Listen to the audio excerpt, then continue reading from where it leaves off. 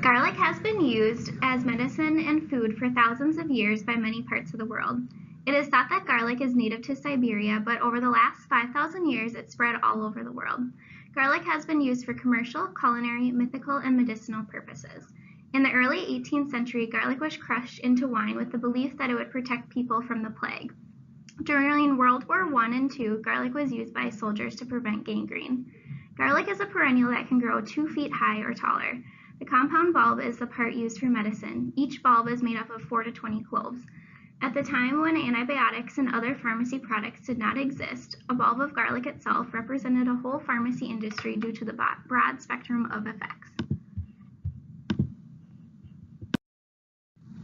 The scientific name of garlic is Allium sativa. Some other known names are aged garlic extract, camphor of the poor, clove garlic, comet garlic, nectar of the gods, poor man's treacle, or stinking rose. There are many different uses of garlic.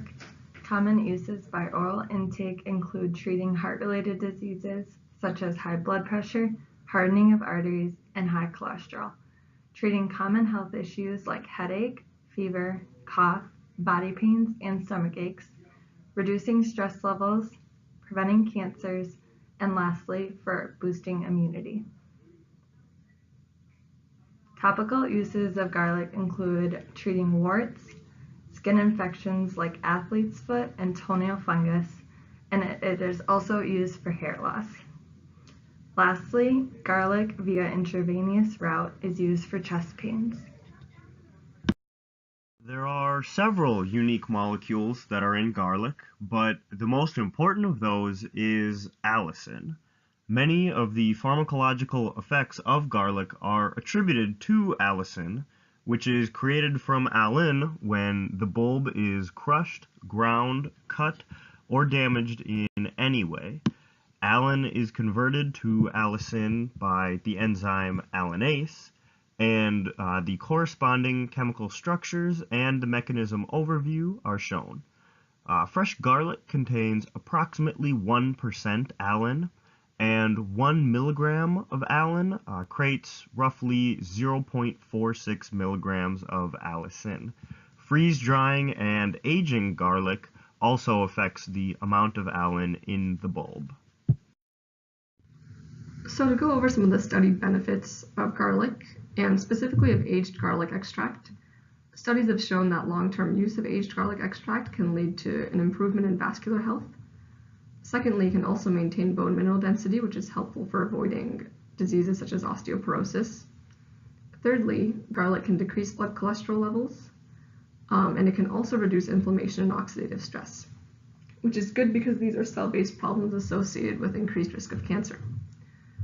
Next, garlic can also improve blood glucose control as well as lipoprotein regulation, which is helpful for diabetic patients because you can avoid obesity and insulin resistance this way.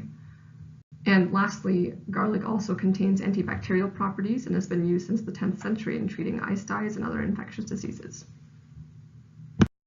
When it comes to the studied risks of ingesting garlic, it is possibly unsafe when used topically because it may cause severe skin irritation.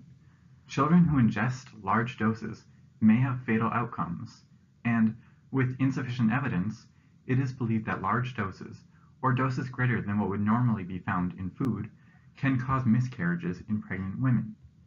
Women who are breastfeeding also may experience extended nursing, and the milk may have an altered flavor.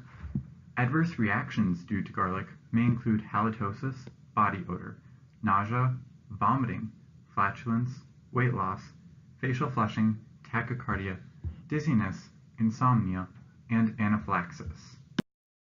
When taking a supplement such as garlic, what you're looking for is the organosulfur compounds that are present inside of it.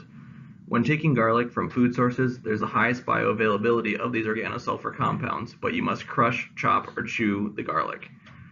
Tablets vary in the bioavailability of organosulfur compounds, and it varies brand to brand. There isn't a standardized way to create these tablets, so one brand of the same strength may have a different amount of the organosulfur compounds than another. In a study on lowering cholesterol, Patients with moderately high cholesterol used manufactured tablets and some used garlic, and they didn't notice any lowering of LDL by either form or any plasma lipid concentration lowering. Despite being a common household food, it is important to remember that garlic contains chemicals that can have negative reactions with other drugs. Garlic should not be taken with the antibiotic isoniazid or antiviral protease inhibitors. Garlic reduces the concentration and effectiveness of these drugs and prevents the treatment of infection. You should also be cautious when using garlic with anticoagulants and antihypertensive drugs. Garlic is believed to lower blood pressure and thin blood, increasing risk of dizziness and bleeding. Recommended doses that doctors or physicians should be giving patients is typically from 0.5% to 1.3% of allicin content in dried powder. For patients with hypertension, 200 to 300 milligrams by mouth 2 times daily, 900 to 1200 milligrams by mouth in divided doses for hyperlipidemia patients, and 600 to 800 milligrams by mouth are for arterial diseases. Note that doses will vary between these different conditions. For pediatric doses, general use is 900 milligrams of dried garlic, 2 to 4 grams of raw contents daily, because high doses can be fatal in children. Thank you for viewing our presentation. We hope you enjoyed it and learned a little bit about garlic.